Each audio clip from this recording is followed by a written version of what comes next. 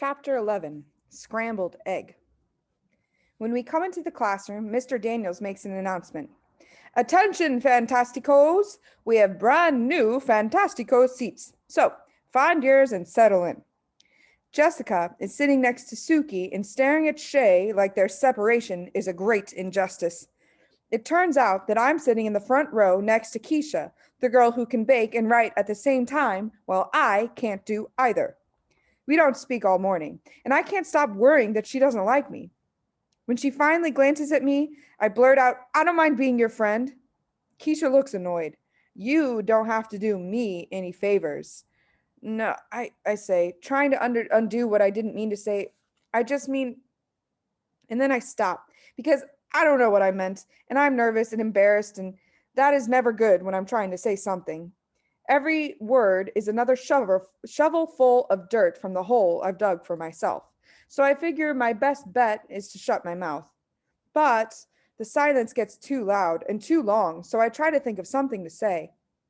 I always knew what to say to my grandpa, and he always knew what to say to me. I wish he were here to whisper in my ear. And then I think of Alice and how she argued with Humpty Dumpty about using the right words. I turn to Keisha and I blurt out, Do you like eggs? Eggs? She asks. Oh no, she thinks I'm a barrel full of crazy. But I keep going because sometimes my tongue goes on without my say so. Yeah, I love eggs. Scrambled eggs, fried eggs, poached on toast, and boiled eggs. I love peeling the shell off a boiled egg. Don't you? I even like egg salad, which my brother won't eat even if someone holds him down.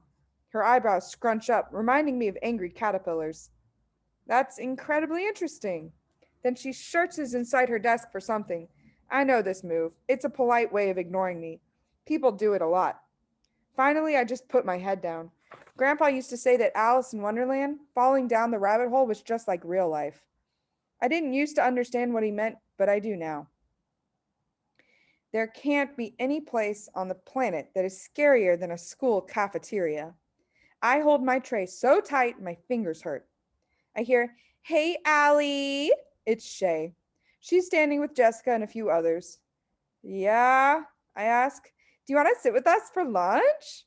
Of course I don't want to sit with them, but I am getting tired of sitting alone and having everyone else see me sit alone. Besides that, Shay, Jessica, and some other girls all have these woven friendship bracelets, and I have never had the kind of friends who have matching bracelets, but I have always wanted them. It's like the bracelet tells the world that the person wearing it has someone who cares about them. Not like a family member that has to care, but someone who just likes you. I want to feel part of something. Anything, I guess. Shay is overly happy that I've said yes. I sit down after glancing at the seat to make sure I won't be sitting in a pool of glue. Shay motions to me to sit next to her. She and Jessica has that smile that on the outside seems fine, but your gut tells you to be careful of. There are a few other girls. Max is there with the one other boy. Jessica points at Albert and then starts laughing. I look over and I don't see anything funny. Can you believe it? Shay asks. How pathetic is that? Hey, Albert, she calls. Is that supposed to be like a fashion statement? I still don't get it. He's wearing his usual Flint shirt and jeans. Why are they so worked up now? Shay hits me on the side of the arm and points down to his feet. The backs of his sneakers have been cut out. Shay calls him over and he comes. I don't know why everyone does what she says. Even me. Today, anyway. What's the matter? She asks him. Don't you have any money for shoes?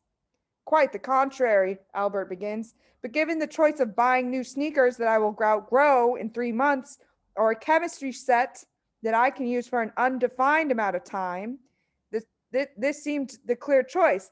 They're in fine shape except for just being a bit short. Do you hear that? Shay asks. He chopped the back of his shoes off like slippers, Jessica adds. Next he'll be wearing robe. Shay turns to her. I think robes would be cool. We should wear them tomorrow. Yeah, that would be cool, Jessica says. Shay laughs, but I don't think Jessica knows Shay isn't laughing because of the robes. I think Shay said something dumb to see if Jessica would go along. Sometimes I think Jessica would follow Shay out of an airplane without a parachute. Then Shay turns to me. Well, Allie, she asks, what do you think of wearing a robe tomorrow? I'd like to tell her it's dumb, but I say, not my thing. Is that so? Well, what do you think of Albert and his slippers? I feel like I'm in one of those old detective movies that Grandpa loved. I'm in a cramped, small room under a bright light, being asked questions that I don't want to answer. The thought to stick up for him goes through my head, but that doesn't seem like the right answer for Shay. They're pretty dopey, I say. What a weirdo, huh? I've made Shay happy. I feel terrible. And I know that I'm going to feel even worse when the shade comes down over Albert's face, when he looks sad. But that never comes. He just stands there eating Doritos and studying us like lab mice. I think it's curious that you worry about what I have on my feet when the three of you are wearing red shirts. Not a wise color. Red is the color of stoplights and signs, bad wounds, warning lights, and the most severe of sunburns. It represents red alerts and high fevers. Red numbers show a loss in accounting. Red represents danger. I think of all the red marks that cover my papers from teachers. How I'd hate to get those back. Jessica laughs the loudest. What a weirdo, Albert! Furthermore, he says, any crew member of Star Trek's Enterprise who wears a red shirt never appears in another episode. Frankly, I think you've made poor choices. They all burst into loud laughter. Albert, Max says, it's only a TV show, dude, and it's not a very good one either. Albert's arm stops dead on the way to his mouth with another Dorito. Not a very good one? Albert, Shay says, leaning forward a bit, you go right ahead and ignore what you look like. But it's the rest of us who suffer. We have to look at you. Actually, he says, I don't take my appearance lightly. I take you lightly. And with that, he turns and is gone before she can pull off some other mean thing. And I wish I was more like Albert. Seeing him shuffle away in those sneakers makes me want to be better. I'm not perfect, but at least I'm not mean. And then my heart sinks because I just realized that I just was. And I guess I did it because I was lonely. Now I know there are worse things than being lonely.